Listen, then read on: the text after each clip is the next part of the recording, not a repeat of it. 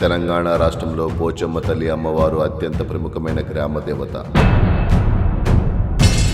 ప్రతి గ్రామానికి ఆమె ఒక రక్షణ కవచంలా పూజించబడుతుంది. పురాతన కాలం నుంచి గ్రామస్తులు ఆమెను తమ జీవితాల్లో భాగంగా భావిస్తున్నారు.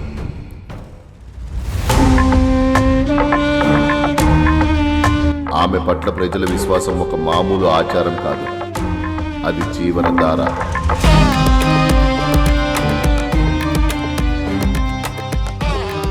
గ్రామంలో ఏ సమస్య వచ్చినా మొదట ఆమెను సందర్శిస్తారు.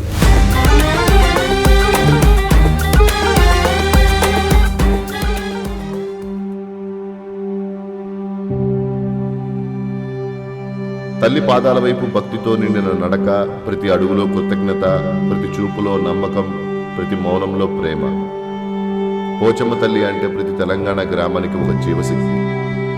బోనం అంటే మన హృదయం నుంచి ఆమెకు ఇచ్చే ప్రేమ. అది సాంప్రదాయం కాదు, మన భావోద్వేగాల శ్రేష్ఠ రూపం.